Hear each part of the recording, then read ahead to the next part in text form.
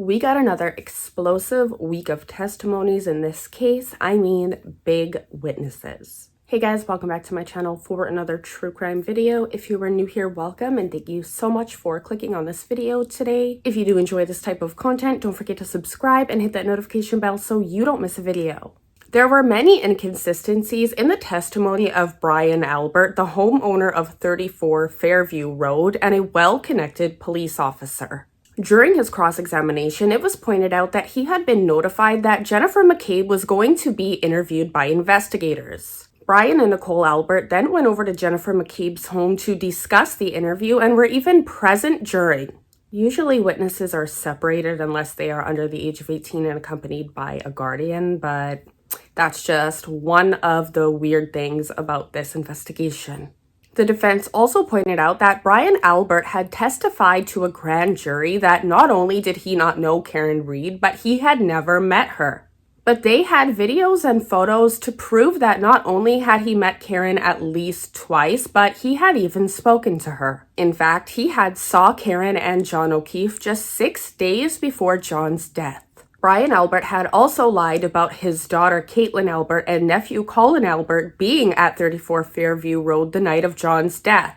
The defense had also pointed out that Colin Albert being at the home was hidden from everybody for months. There was allegedly bad blood between Colin Albert and John O'Keefe, and it was alleged that Colin had been selling drugs and John was not planning to just brush it under the rug. The defense team went in hard regarding the Alberts sleeping through all of the chaos on their front lawn, including Karen Read screaming the morning that John O'Keefe was found deceased. But Brian Albert maintains that John O'Keefe never entered his home on January the 29th, even saying that he wishes that he had. A friend of Brian Albert's son, Julie Nagel, admitted for the first time ever during testimony that she had saw a large black object that may have been John's body that night. Both her and another friend were getting a ride home from Jen and Matt McCabe, and Julie claims that she had told them about the object, but that nobody had listened. There's also speculation that Jen purposely wanted to drive Julie Nagel home that night because she had to drive by John O'Keefe's home and wanted to check to see if there was any signs that Karen Read was awake. But that is just rumor, so take that with a grain of salt. Now, I don't believe that to be true because she never admitted to this at any time prior to her testimony, not even in front of the grand jury. One thing I do find very weird is that everyone had left within an hour of John O'Keefe's death because it appeared that everyone had just arrived for the after-hours party and wanted to party. The defense team seriously hammered Caitlin Albert regarding her personal relationship with one of the first responders, Katie McLaughlin, that testified that she heard Karen Read say that she hit John. They pointed out that Caitlin Albert was originally going to spend the night at her parents' home, but ended up deciding to change her mind at 1 a.m. and calling her boyfriend to pick her up, regardless of the fact that he had to get up early for work. Colin Albert also was called to the stand where he appeared to put on the nice boy act during direct examination.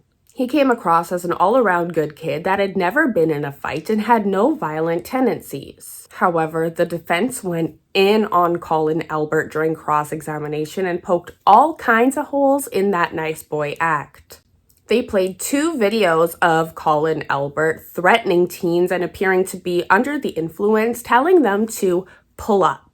The prosecution fought hard to keep these videos from the jury, but the judge surprisingly ended up allowing it. I say surprisingly because her bias has been showing this entire trial.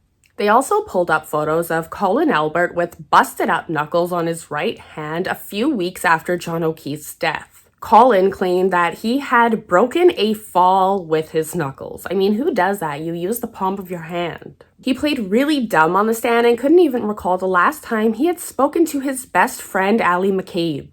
I would also like to point out, and I'm surprised the defense team has not yet, that the date does not change despite it being after midnight on the texts that were shown to the jury. Colin Albert also admitted to being coached for his testimony by the prosecution. I don't know if that's normal or not. You guys let me know in the comments down below. Now, let's talk about Matt McCabe's testimony.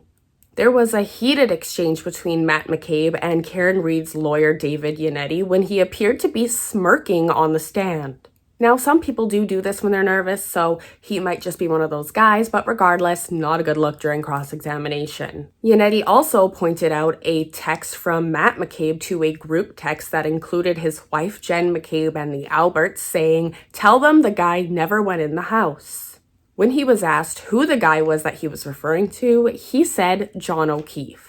Now, number one, why would you refer to a so-called friend that you claim that you, or at least your wife, had been close with as the guy? And number two, why would you have to make sure that everybody said that if that truly were the case?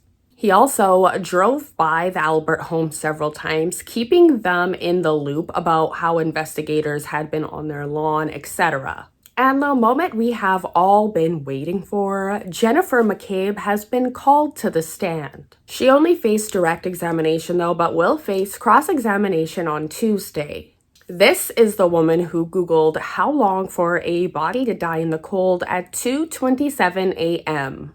She allegedly then deleted that search and researched it again after 6 a.m., claiming that Karen Read had told her to. We are expected to see forensic data experts on both sides testify to this. She appeared to be quite cold when talking about her and Karen Read's conversations the day that John O'Keefe had been found. Another woman that was allegedly with the two had even told Karen Read to shut up, so they appeared to have absolutely no empathy during the time that this was all going on.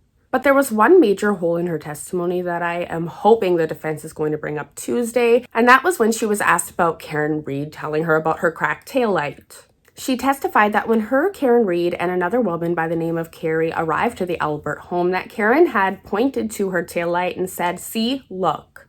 The problem is that there is video surveillance of this exact time, and that did not happen, as you can clearly see. It is important to note that we are ending week 3 of this trial, and the only evidence that has been brought forward against Karen Read is her allegedly saying, "I hit him." The judge in this case also has personal ties to the McCabes, and her beach house is even right next to theirs. She also refused to step down from the case before this trial began. She denied several motions to dismiss from the defense team, despite the fact that Karen Read had been indicted by a grand jury based off false testimonies. She repeatedly shows frustration towards the defense in front of the jury, and that is not good. The defense also had to renumber all of their evidence, and there is 2 different police reports that were handed into the prosecution. The second one includes a different phone number for Brian Albert. Brian Albert and Brian Higgins also got rid of their phones just 1 day before receiving a subpoena not to. Clearly, somebody tipped them off on that because that's just too much of a coincidence. Also, innocent people don't get rid of their phones. All of the witnesses related to the Alberts who appeared hostile during cross-examination, even having some attitudes, which doesn't look good in my opinion, but they all refused to talk until receiving subpoenas. One bombshell came from Allie McCabe during her testimony when she said Colin was not at the home when John O'Keefe was there. The crazy thing is that's not even the first time I've heard those words come out of somebody else's mouth. To be honest, at first I was really on the fence and was even hesitant to believe that this could be a cover-up, but after watching the trial in depth so far, I am leaning more towards that it may be a cover-up. I mean, I just don't see how Karen could have done this. And I've seen those autopsy photos. It looks like he had been beaten. And the deleted phone calls and Google searches around the same time for multiple different people does raise some eyebrows. But I am pumped for Tuesday, you guys, and the defense hasn't even began their case yet. But as always, you guys let me know in the comments down below. What do you guys think so far? Are you guys following this trial? Don't forget to subscribe if you're new here and hit that notification bell so you don't miss updates on this case, as well as videos just like this one. I hope you guys take care of yourselves, and we'll see you guys in my next video.